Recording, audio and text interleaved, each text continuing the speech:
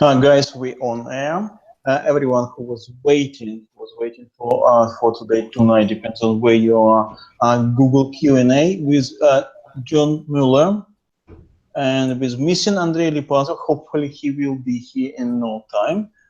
With Jennifer Slack, Eric Enge, Bill Slavsky, and Amon Jones. So we have usual minus Andrey Lipattsev. I don't know. I'm pretty sure he will be here in no time. Okay. So hopefully we will have more viewers. So I'll take a couple of minutes because now we have our own PR team, as they told me what to say about it. So first news is about Google's.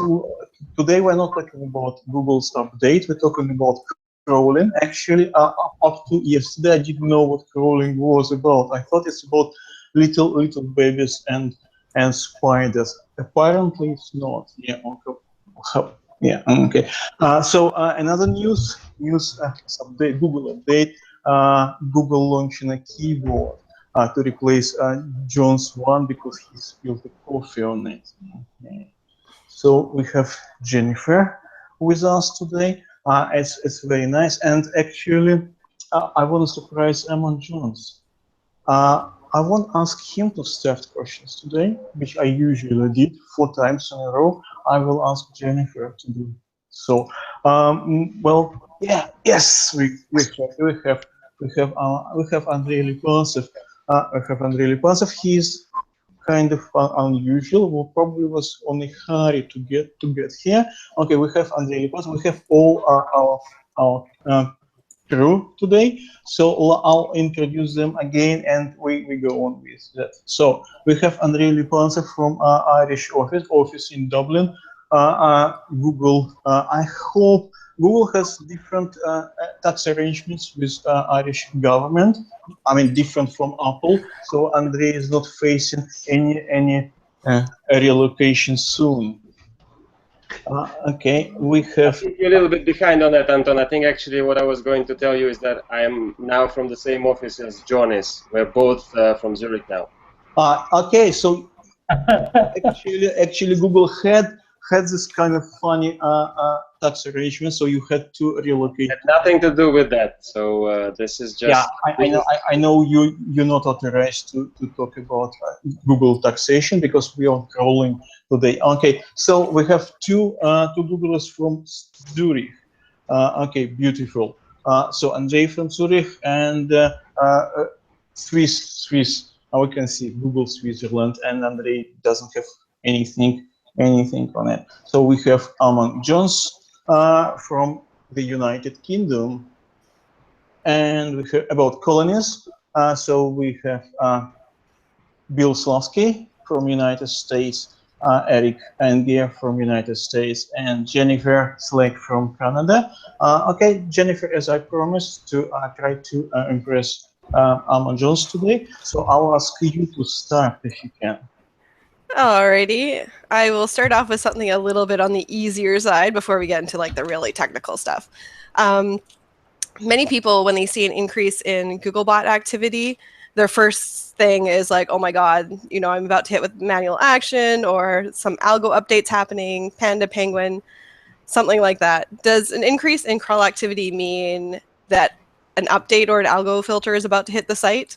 And if not, what would trigger such an increase in crawl activity, provided it's not the webmaster doing something like a new URL structure or HTTPS or something?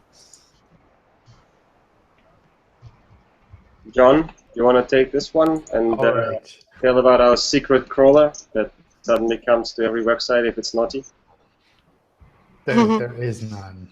So this is totally unrelated. So the crawling that you might see is not related with manual actions, definitely not with manual actions. That's something that is completely separate from crawling, and generally not related to any other kind of algorithmic changes with a website. And I guess some of the reasons why we might crawl more are things that sometimes don't even have much to do with the website, where our algorithms just decide, oh, I want to double check all those URLs, that I found on that website a while back, and it just goes off and does that. And suddenly, we're crawling twice as much for a couple of days. And it doesn't really mean that anything is a problem or anything is that you need to worry about. It's essentially just our algorithms deciding that maybe today is a good day to look at this awesome website, or maybe today is a good day to look at all of these old URLs that we found maybe 3 or 4 years ago and that we never got any content for. Maybe there's good content there today. So that's something that's not necessarily related to anything on the site or happening to the site.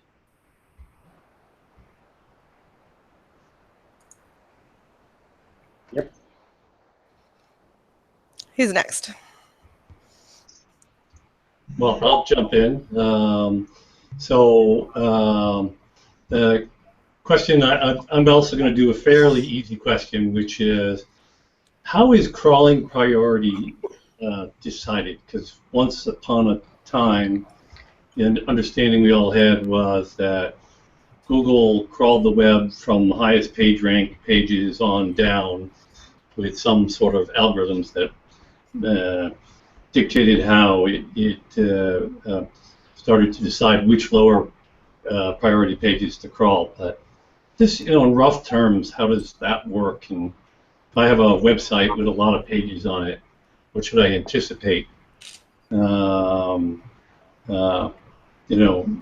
it might crawl and what Googlebot might not crawl. Do you want to take that one, Andrey? Yeah, go ahead. I think it's not that easy to anticipate that sort of thing. I don't know what you want to say about that.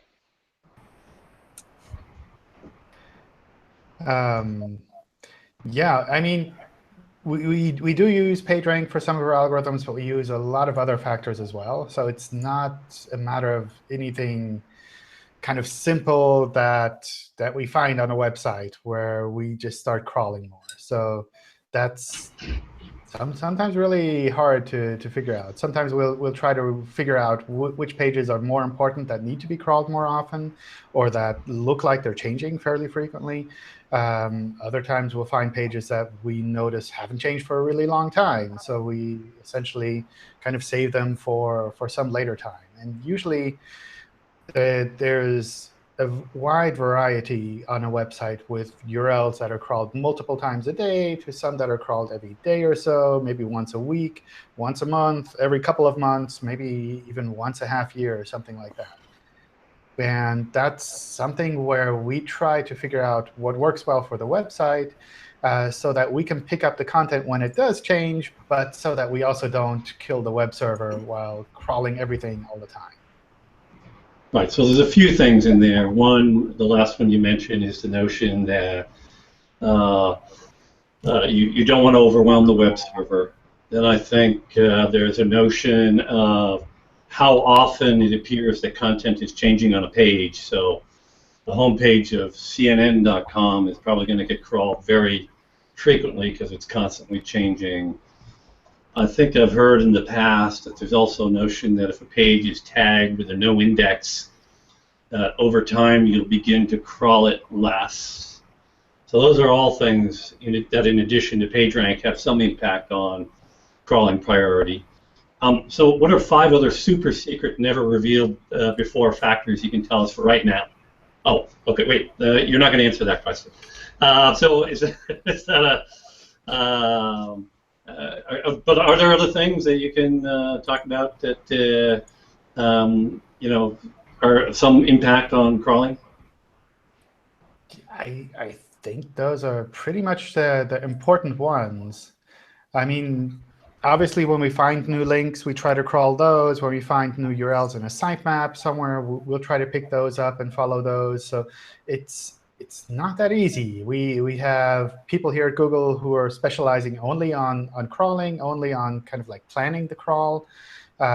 These are things that are really hard to get right, or to get in a way that it's kind of optimal. I mean, getting right is something that obviously you can never really determine. Is it right or is it wrong? Because you don't know what's happening when you're not crawling. But it's really tricky. It's not that easy. Right. So another thing to throw out is, if I create a brand new XML sitemap that hasn't previously been associated with my site, would that trigger a tendency to crawl that sitemap more heavily for a while? Yeah, I probably wouldn't go down that way. I wouldn't just create XML sitemaps just to get the pages crawled. I think if we know about the existence of those pages, we'll probably take that into account. Because you have to realize as well that as knowing about a link, as let's say discovering that link, and actually going to visit that URL and get the content are two different things. You might know about a URL or Sure. find out about it again, even from a sitemap, but we might say, well, you know it. Yeah, I think that's a really good point. A lot of people kind of mix together crawling with ranking, and that's definitely not related. So you don't have to force us to crawl the pages more frequently so that they rank higher. So just because we crawl more doesn't mean that they're more important, that we would rank them higher. For us, crawling is kind of like this mechanical first step that we do for indexing. And it's not necessarily related to how the pages rank. So there's like no need to artificially encourage us to try to crawl something if it doesn't actually change. If it's not changing, ideally we would never look at it until you actually make that changing. Right. So the specific reason for the question is that we had a client that had a coding mistake where they 410'd a significant number of their important commercial pages. So that, of course, created some urgency to wanting to get them recrawled. So it could be discovered that the 410 was an oops, and could you please put these back in the index? So that's the reason why there was some interest in finding, gosh, I have an emergency almost. You know what I'm saying? Yeah, I mean, for the cases like that, updating a sitemap file with the current last modification date, that can help for us to realize that these pages have changed. But again, I wouldn't use this for a normal website where you're like just publishing content and the content has been the same for years. Like there's no need to artificially tweak a sitemap. Oh yeah, of course not. Right. To make it look like we'd have to crawl it more often. Right. Can I kind of throw in a baseline question, because I think for us SEOs it's easy to get straight into the depths and be concentrating on this, but understanding why this is important is, I think, really essential for a lot of our audience who may be webmasters rather than SEOs. One of the things I've often said, John, you've heard me say it many times, is that crawling to me is just one of the wonders of Google. It's this phenomenal piece of logistics. We've got trillions of URLs online. Google successfully indexes billions.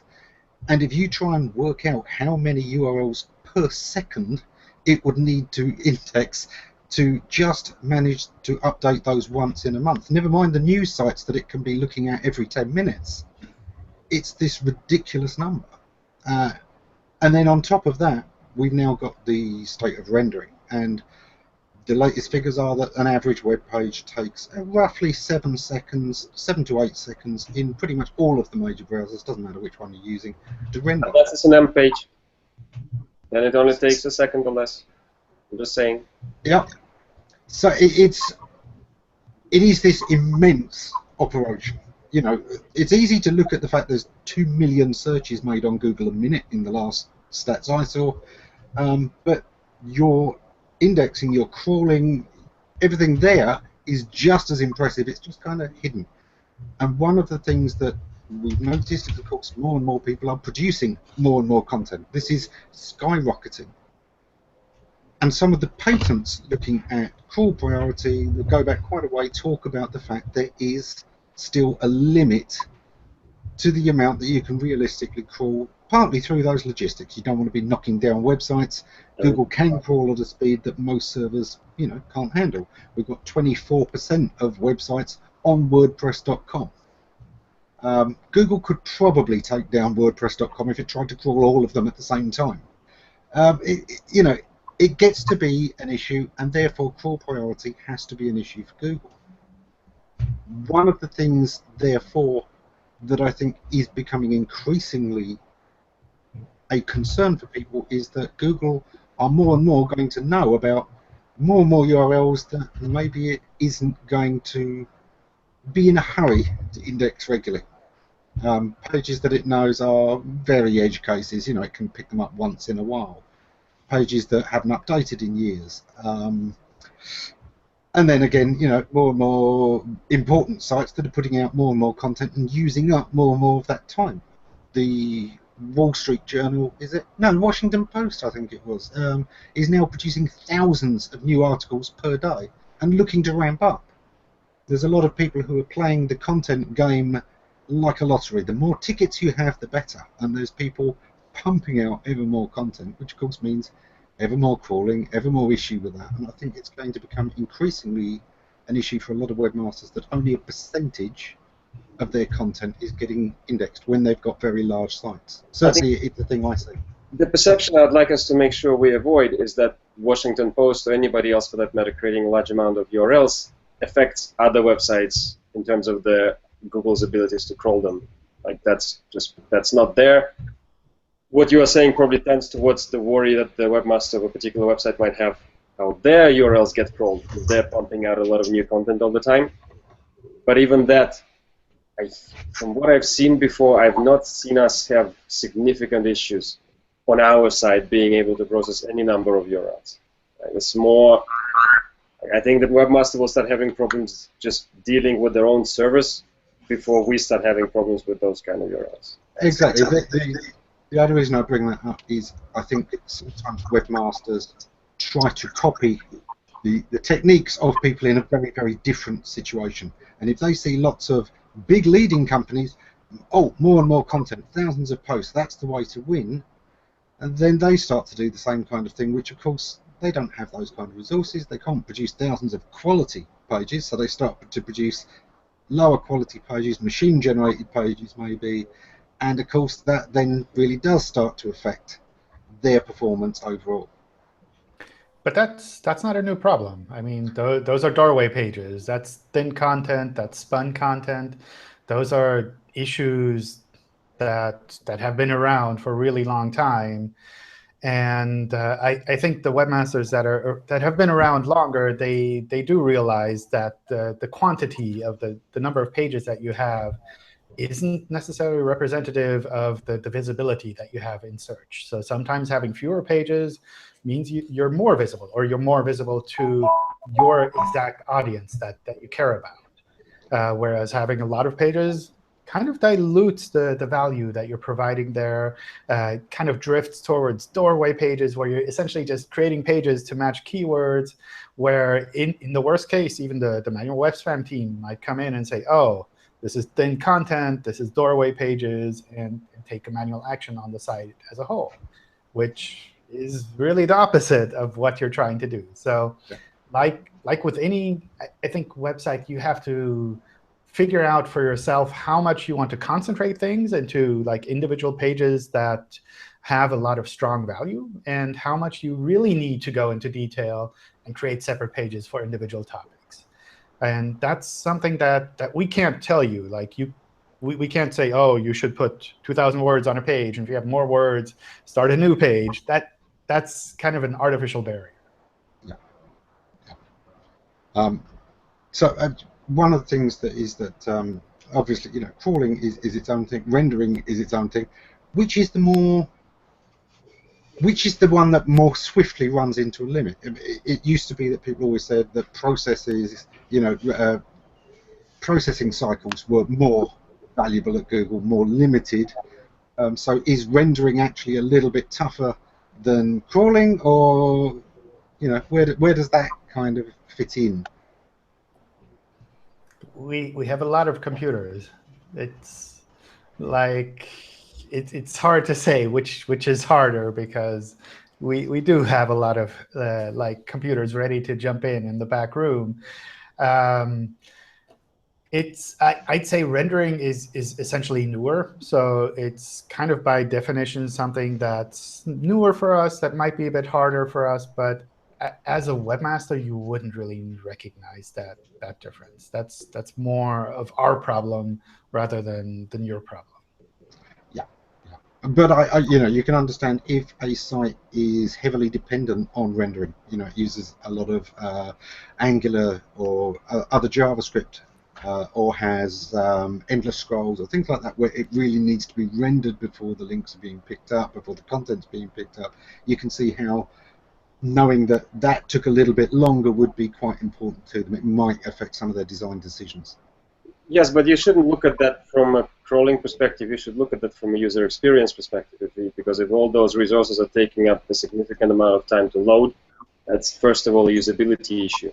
That's much more significant than the time it takes to render it by the bot. So are all pages pretty much rendered immediately when they're indexed, or is there a separate schedule for it? Is there a separate schedule? So it's something that's kind of tied together. From a technical point of view, for the webmaster, I don't think there's a big difference that you would notice. So the one time you would notice a difference is when it comes to redirects, where if there's a server-side redirect, we can follow that directly during the crawl and just immediately get the next one. Whereas if we have to render the page and then see the redirect, that means we have to kind of like take another stab at it to follow that redirect. But otherwise, you wouldn't really see a big difference there. Does Google go and, if it crawls a page, does it go and say, OK, I'm going to crawl this page in 30 days from now? Or does it have, how is it determining when it's going to go back to recrawl pages? Looks like Dawn is asking us a similar question apparently in comments right now. Yeah, she was wondering if there's any kind of schedule that goes along with crawling every URL, or is it some other, scientific formula that you guys have to determine when pages get crawled and on what schedule? It's scientific. I've seen. I couldn't resist. Sorry. I've seen patents that actually are quite layered. There were patents that looked at just how to prioritize from an XML sitemap, and there were others that looked at doing a feedback from which pages are actually being chosen by users, and therefore those should be picked up more often. Ones that are actually getting traffic, as opposed to ones that their highest position ever has been, page 10 of the rankings. Yeah, I mean, part of this question is essentially like, do we like keep a notebook of the URLs that we want to crawl at some point in the future? And in general, that's not the case.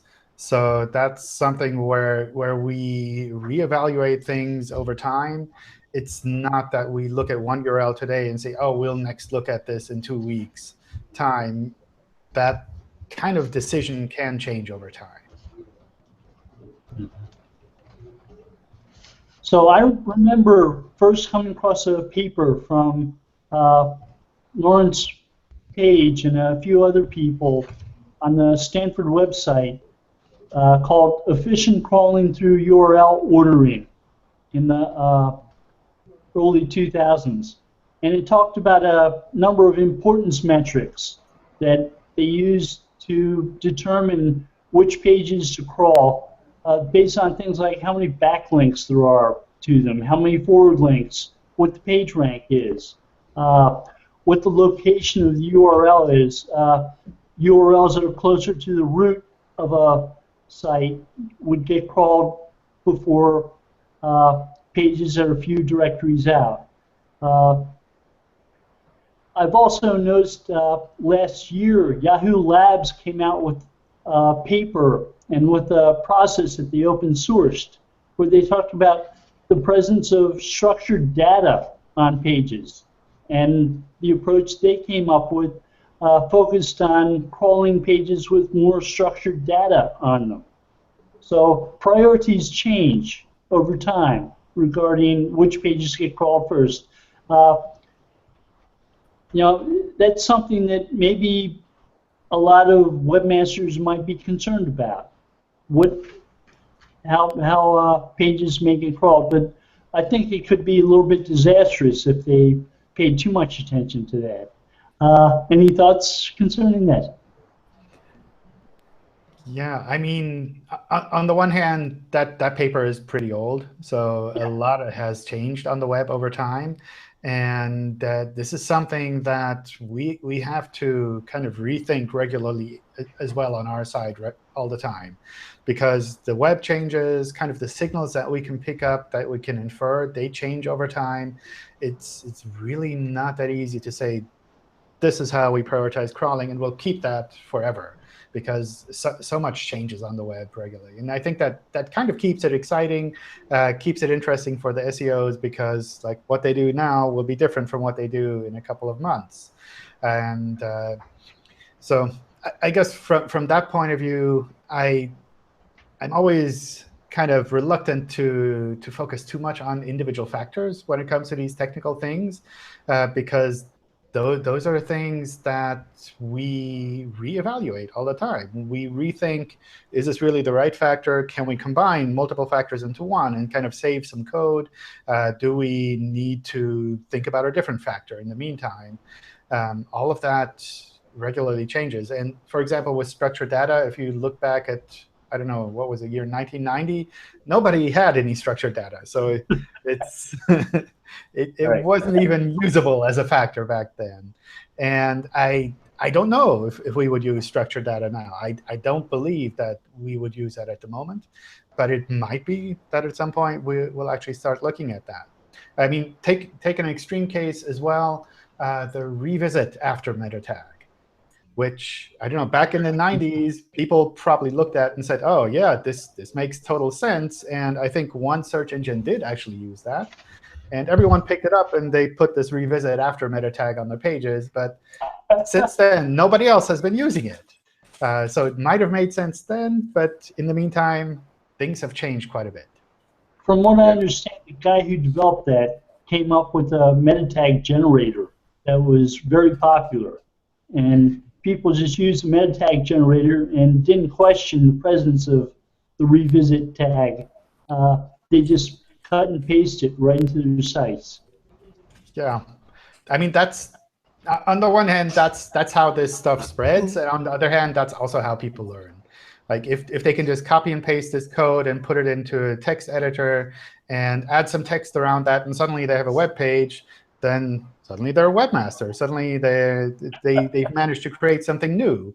And I think that's important to keep things that simple, that people can just like try things out and copy and paste stuff, and something will work in the browser. Some of it might not work, but you're experimenting. You're moving things forward. You're trying something new out. You're being creative. Well, structured data could, if someone is doing like pricing information, or if something's in stock or out of stock, would that potentially trigger increased crawling so that Google is always showing the most up-to-date information in the search results? I don't think we would do that. What Andrey said, yeah. I really like what John was saying earlier about technical challenges, because I'm going to be annoying again and talk about AMP and PWAs. These are the sort of the things that we have to deal with right now and think about right now. The new formats and new technologies being used to provide content online, how do we deal with understanding that and putting that into the index somehow? Right? Caching that in new ways and understanding, even just beginning to think about how to deal with crawling content that is made available offline makes my head hurt. And I'm very happy that I don't have to think about this too much. But I guess the real takeaway here is that it's a complicated technical field that per force has to change and update itself all the time just because of web technologies that are changing. And therefore, it is reasonably pointless to try to keep abreast of what is this one thing that is the signal right now, because it's probably not going to be there very soon. No. I think structured data is also something that you can give us that information in different ways, where you can use a sitemap file and just tell us this page has changed. And then we can go and look at the new structured data. Because just because there is some pricing and availability information out there doesn't mean that that page will change very quickly. Can you talk a little bit about the kinds of coding techniques that people still use or use today that might interfere with crawling? We talked a little bit about lazy loading pages, Angular, things like that. What are some of the issues there that people need to be concerned about that would prevent or impair Google's crawling?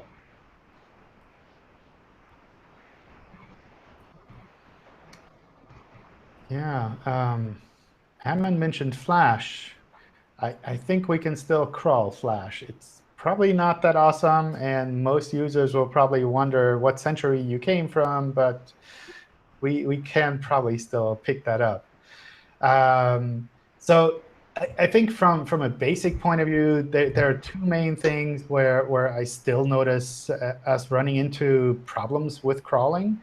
That's mostly with regards to sites that have a complicated URL structure. So either a lot of URL parameters that are jumbled together, which can be in different variations.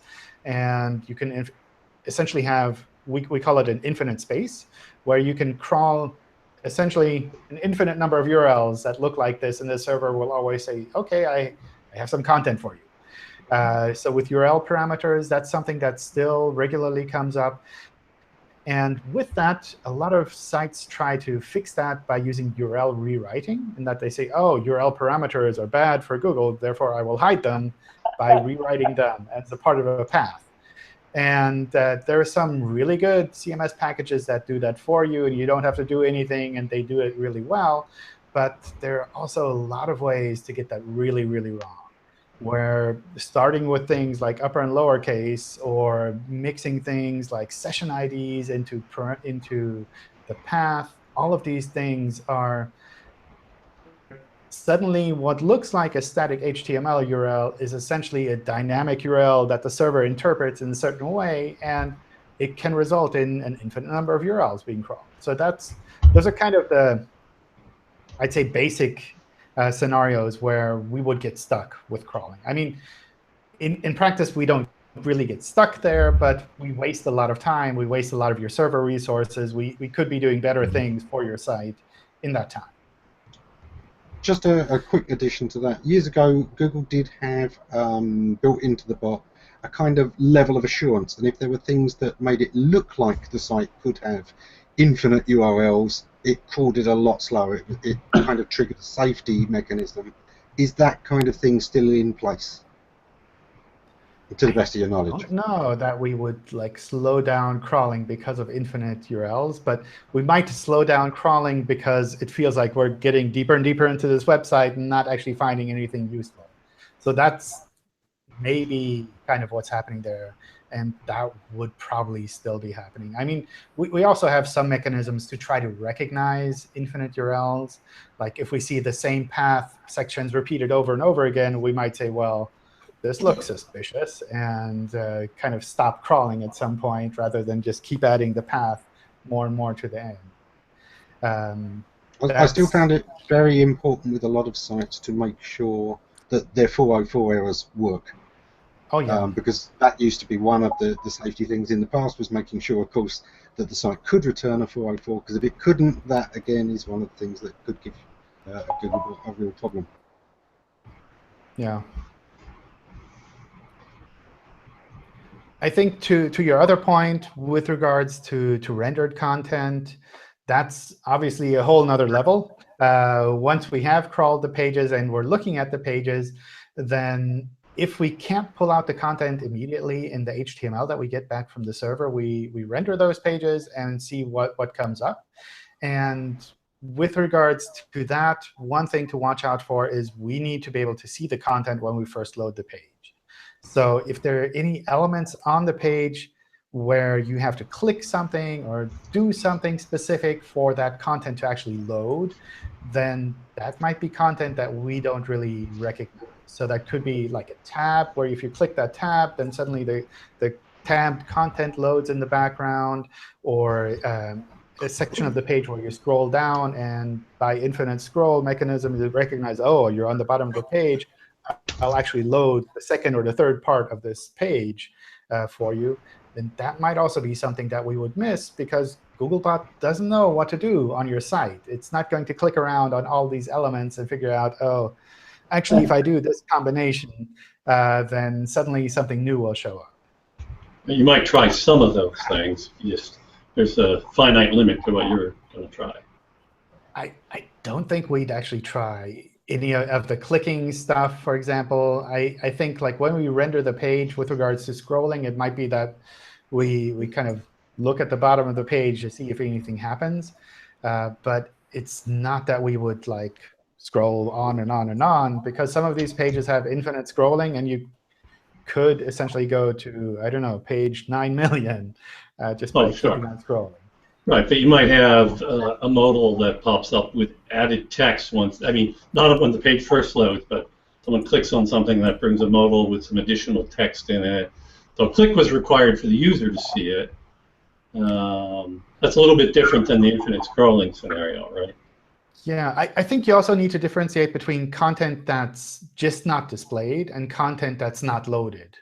So if it's like in the HTML and CSS just hides it, then that's something we could still pick up. For us, it's not a part of the primary content of the page. We'd look at that and say, well, you're hiding it by default, therefore it can't be the most important part of the page. But on the other hand, content that's not even loaded, that's something we might not even see. We might not even know that there's actually something missing here. Right. So let me quickly follow up, considering we just mentioned it. Things like the tabbed content and infinite scroll are quite popular with users. They've found that it's quite popular with users. What are the best practices at the moment from the webmaster point of view? Because I think it is the thing that more and more people are starting to struggle with, and particularly when they want to be absolutely certain that Google's picking us up.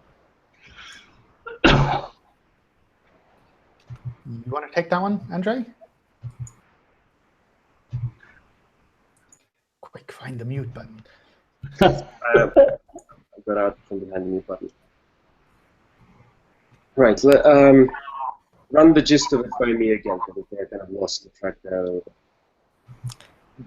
With sites that use infinite scroll, with sites that have tabbed content and delayed load content, what are the best practices at the moment? Should they avoid using that, or is this something that Google's? I wouldn't avoid using technologies that make sense from a user perspective. That totally doesn't make sense. There are things you could do. Right? There is definitely, to a certain degree, you could use. In some cases, you could use pagination. Right? That stuff still works. I've recently come across, and I guess John has introduced me to the concept of isomorphic JavaScript. So if you guys haven't seen that, take a look at that. It's, in a nutshell, pre-rendering, or rather rendering your markup on the server, right? And you, therefore, browsers, the same way as crawlers, already get it ready and complete. So that's one thing you could try. I think in general, you should just look out for technologies that allow you to do just that. Provide the most complete and yet light solution to the end consumer, whichever consumer that is. And primarily not thinking about the way the robot would consume it. Primarily thinking about still the way that the browsers would consume it. Because that should be your essential goal. From my experience, I found that pages that we had, well, as a crawler, had issues dealing with, would always have some other sort of issue, right? And in terms of being displayed, or load time, or resources not loading, and so on. So, to me, it was always less of an issue. Like the crawl problem itself would be less of an issue. It would be more of a signal of a deeper issue, that there is something wrong with the way your content is being presented to the user. So yeah, just look at pagination, look at isomorphic JavaScript if you can spell it, and deal with it. And generally, just stay abreast of techniques that allow you to load fast everything that you need to get across to your users. And I'm going to mention it for the third and last time. Look at AMP. Right? You don't have any issues of that kind with AMP pages. Just saying. I love AMP. Just a quick follow-on to that. John, you said in a Hangout, maybe a year ago now, that Google was having problems, small problems with Ajax, and that you know, it was an ongoing thing. How has that been in the last year? How far has Google come in the last year? I don't remember actually saying that, so you'll have to send me that link as proof. And I know there are not that many Hangouts out there, so I'm sure you'll find it very quickly. It was one of your Google Webmaster Hangouts. Which one? I have no idea. Oh, that one. So we have gotten a lot better with crawling JavaScript, with processing JavaScript-rich sites. That's something where the team that has been working on that has taken really gigantic leaps forward, and they're working on even bigger leaps going forward. So this is something where I suspect more and more almost any kind of site that's using JavaScript will be kind of indexable. There's some things still to kind of watch out for. On the one hand, we have to have URLs. So this is something that goes back to like essentially anything on the web, where if you want to have a specific piece of content shown, we need to have a URL for that content, one that kind of looks like a URL, so that we can index it like that. If everything is folded together into one URL, then we don't really know where anything goes. That's kind of like the old school Flash websites where you have one URL for the whole content. That's not really awesome, because users can't bookmark a part of the site. They can't recommend a part of the site. We can't point to a specific piece of content on that site without having a unique URL for that piece of content. So that's kind of the primary thing. And there are, I'd say, maybe a handful of kind of JavaScript things to watch out for, where it's still a bit hard for us to pick those things up properly.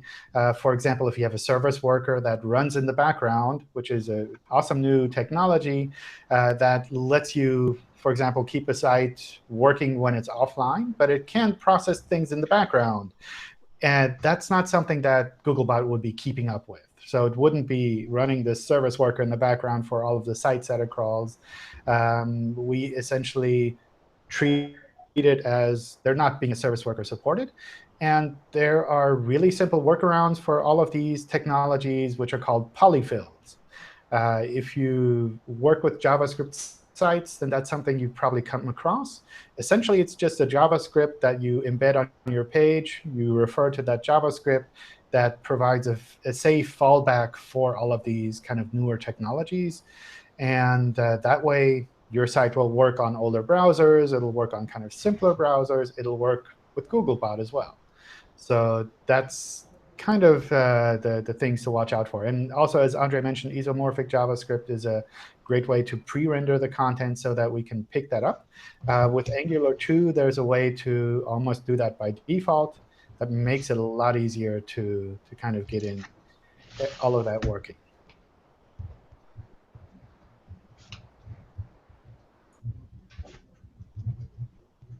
I have a question about 404s. You talked about it a little bit earlier.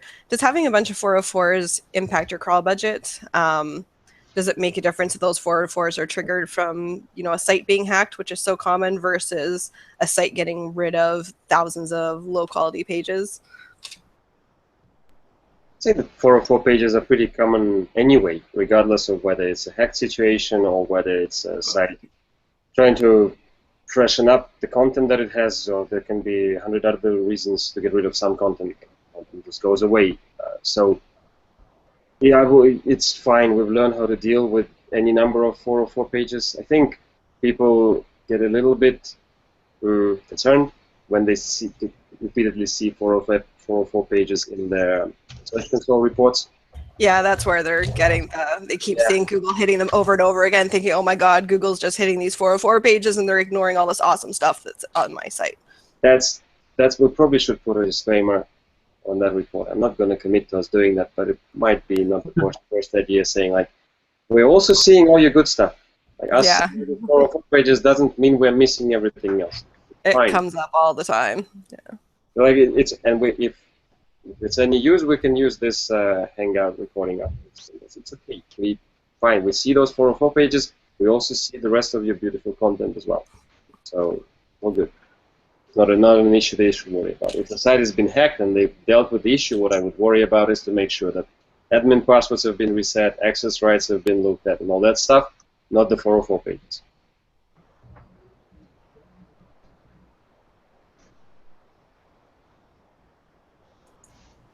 All right.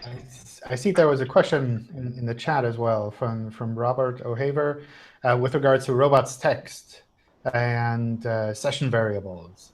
So this kind of goes back to duplicate content, which I think we had in one of the previous Hangouts. Essentially, for us, when it comes to duplicate content, we need to be able to recognize that it is duplicate content. And we can do that by crawling those pages and looking at those pages directly. So if you're blocking duplicate content with the Robotstxt, then we essentially don't recognize that it's duplicate content. We don't know what to do with the links pointing at those pages.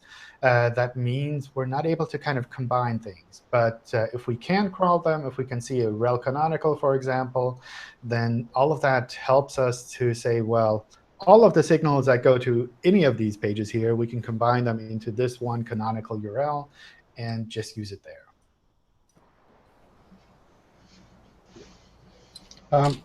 Let me throw in a quick sort of real-world example, because I asked a lot of people for anything they wanted to kind of bring up in this Hangout, and a particular kind of thing came up quite a bit. The best way I can put all of those together is into this kind of example. If you've got a directory, now we know directories have in the past been misused, and we know that. You've got a directory, it's got a search function, Google can get into that search function, it's been made crawlable in the past, and some of these pages get to be real long tail stuff. Is this an issue where they should be saying, you know what, this isn't valuable enough, I should be stopping Google indexing this so it can focus on the categories and the proper listings rather than looking up, individual persons' names and stuff like that. So what's the advice at this time for that kind of thing? Where should they draw the line? I guess the easy answer is in our Webmaster guidelines, we still say to robot out those pages. So if this is really a search section of your site, then on the one hand, it doesn't make sense for us to crawl all of those pages because there could be millions of them. On the other hand, they generally don't provide a lot of value in the search results as well. So I'd recommend focusing more on kind of category pages, which are really themed, where you can say this is something that does make sense to show in the search results. And maybe the individual kind of detail page that belongs to each of those listings. But the search functionality, provided we can crawl through the rest of your website normally, that's something I just robot out and kind of prevent that from being crawled. Cool. We have a couple of good questions coming in from the outside. One about pre-rendering HTML. Well, sort of Ajax pre-rendering HTML snapshots on Ajax websites. Oh, I love the phrasing of it. Can we confirm or deny pre-rendering is still helpful? I like both the phrasing of it and the word still. Fair enough. John, is this fair enough to say that this is a little bit what we just talked about, right? Yeah. So I think this refers to the old Ajax crawling scheme, where you have the escaped fragment URLs. And that's something that we've said we wouldn't recommend doing anymore. We still kind of support that on our side, but I think going forward, there's so many better ways to handle that situation that you shouldn't, especially with a newer site, you shouldn't be using the escaped fragment stuff. And so what are the better ways that you're referring to, just so that we can close the loop for people on that? They're top secret. No, sorry. Excellent. If you don't know it, then it's too late. No. These are essentially the things that we've been talking about, like the Polyfill JavaScript site, using isomorphic JavaScript, polyfills, so that we can render those pages well. Isomorphic JavaScript is a way of essentially pre-rendering the content for all users, so not specifically for Googlebot. And that's something that would work for everything. That would make sure the pages show up a lot faster in the browser as well. So those are kind of the current recommendations that we would have there. The escape fragment stuff was kind of tricky because it used the hash bang URL format. And then we would try to recognize that format and then recrawl a different URL that users would never see. And sometimes people got that wrong. And we would recrawl that weird URL, and we would get a JavaScript page again. Or we would get like broken content, and the webmaster would have a really hard time kind of diagnosing that issue because they have two sets of pages which might not match completely. So well, it's a lot of overhead, which could be solved by pre-rendering, and then you don't have that issue. Because pre-rendering, as it implies, takes the actual code and renders it. So you don't have this issue of it differing in some way. So I think with pre-rendering, it's also worth keeping in mind that a lot of sites use pre-rendering just for bots. And from our point of view, that's essentially cloaking. So if you're just pre-rendering for Googlebot, that's, I mean, it'll work, but I wouldn't say that it's the optimal solution. With isomorphic JavaScript, essentially you're serving that pre-rendered content to all clients. So well, that makes it faster for them. That makes it a lot faster, yes. Right. So there's a user benefit to doing it. Exactly. Right. Exactly. And then you're treating all users the same. That would work for other social networks as well, for anything where you're sharing URLs. Right.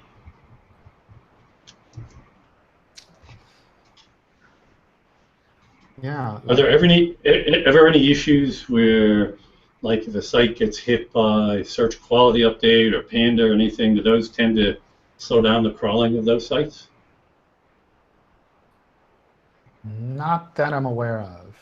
I think there's one kind of manual web spam action where we would essentially stop crawling a website because we think there's really nothing of value here. But apart from that, we like pure spam crawling. Like a pure spam action or something like that. I don't know which one it actually is. Maybe Andrey remembers more. I can't think of the name, like what we call it. Yeah, but that's fine. This is essentially something where we look at the site and we say, it's like we don't even need to bother crawling this site. We don't even need to look at this site. And we will let you know about that through Search Console as well with the manual actions section. So you kind of know that, like, someone at Google found a big spam issue on your site. But other than that, I think it's essentially we just keep crawling and treat crawling as more a mechanical action that we have to do as a first step with regards to showing relevant content. Maybe a couple of quick ones there from the audience. I particularly like the one about CDNs. Do we face particular issues with CDNs? And again, because this is also related to some technologies that require pre-caching, right? So I don't think we do. I mean, I haven't heard of us having major problems with CDNs. Yeah, CDNs are really helpful because they help spread the load.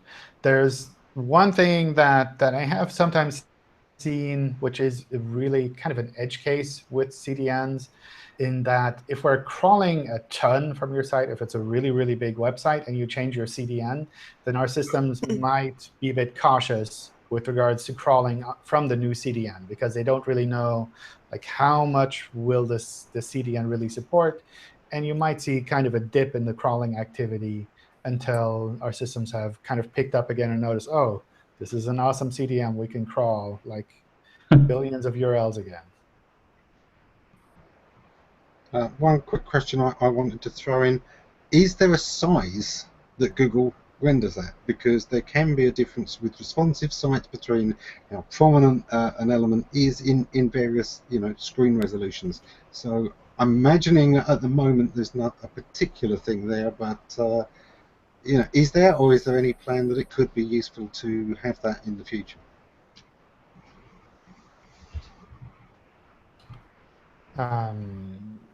For smartphones, we do have a specific size that we look at. We essentially treat it as, I believe, an iPhone at the moment. Or have we changed? I don't know. But this is something that kind of changes over time. At some point, we switched to a newer iPhone model, essentially, with regards to how we render the page. We try to match what we see on the web, what we see users do. So this is something where I wouldn't focus on any specific size.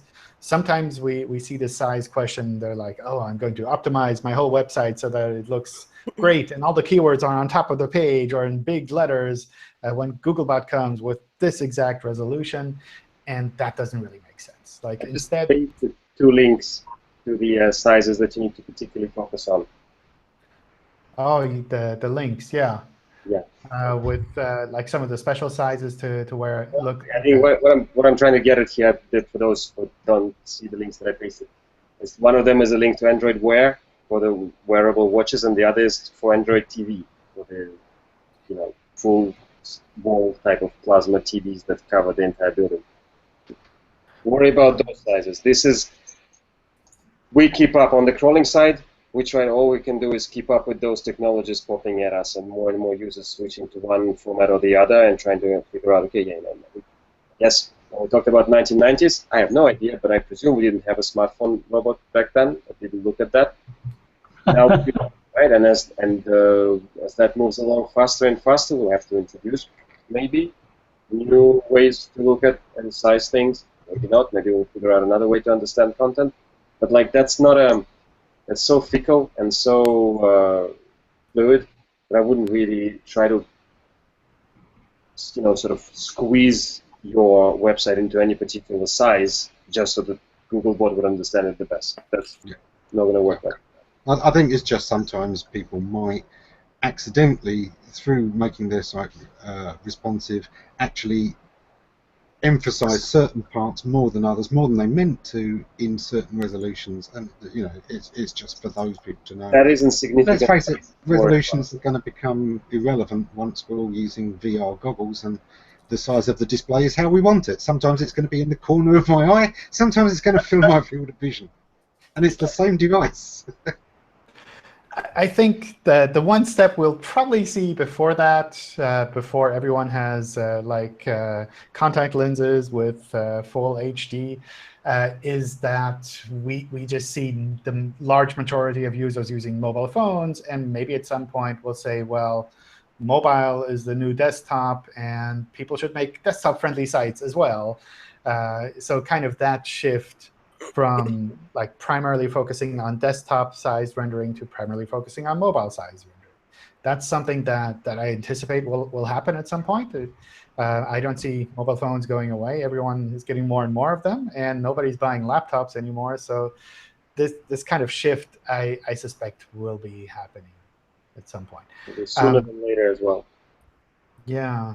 Kim had a question as well, which was posted here regarding kind of like plug-and-play sites that have a ton of source code and CSS and JavaScript that far outweighs kind of the content on the page. If that's a problem with crawling. And in general, that's not a problem. So that's less something to kind of worry about. It's really, really rare that I run across a site where the webmaster is complaining that we're not indexing their site properly, and I look at it, and it's actually that Googlebot is timing out because it has to pick up like 200-300 pieces of embedded content, and it's not able to process all of that to actually get the full content. But for most sites, even if you're using kind of these bloated frameworks that include everything in the kitchen sink, that's not something where you'd need to worry about from a crawling point of view or from a rendering point of view. Obviously, for users, all of this stuff can slow down your site, can make accessibility hard, can make a responsive design very hard. So I wouldn't ignore it, but it's not going to be like the primary factor for crawling and rendering.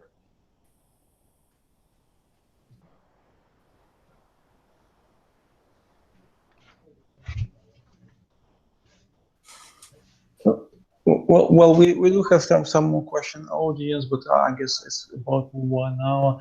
If you want to answer them later in the hyper comments, I would appreciate very much, guys. If you do have more questions, yeah, well, shoot now. We still have John and Andrey from Swiss office of Google, and we're about to finish it. So do we have more questions or comments? How about one final question? What do you see are the biggest mistakes e-commerce sites make when they're implementing their sites that's negatively impacting their crawl budget? So sites that are like in the millions of pages. Usually, like really the convoluted URL parameter stuff. That's the main thing where we do see problems. For the most part, we can get along with pretty much everything. We've learned to crawl a lot of these really large sites. But that's something where every now and then we'll run into the situation that they'll contact us through the Search Console form and say, hey, you're killing our server. Can you stop doing that, please? And we look at it, and it's like, well, you're giving us all of these URLs, and we're just trying to keep up with what you're changing. And that's something where, especially larger sites, they might not even realize that this is happening.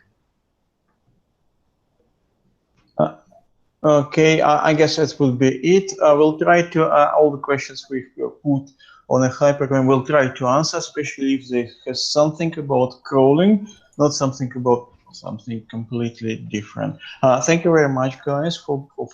Thank you, John, from Swiss office of Google. Thank you, Andrey, well, from Switzerland as well. And thank you, guys. Thank you, Jennifer Slack, Eric Enge, Bill Slavsky, and Amon Jones. Thank you for being with us. And thank you, everybody, for being with us. We hope we will continue this. We don't know the topic in a couple of months. For meantime, we probably will. We hope to start a similar thing, but in Spanish language. Or hopefully the first one will be in October. Para todo el mundo que habla español, que próxima vez nosotros nos vemos y hablamos en español. Esperamos que en octubre. Okay, thank you very much. We're going off air. We're going off air right now. Thank you.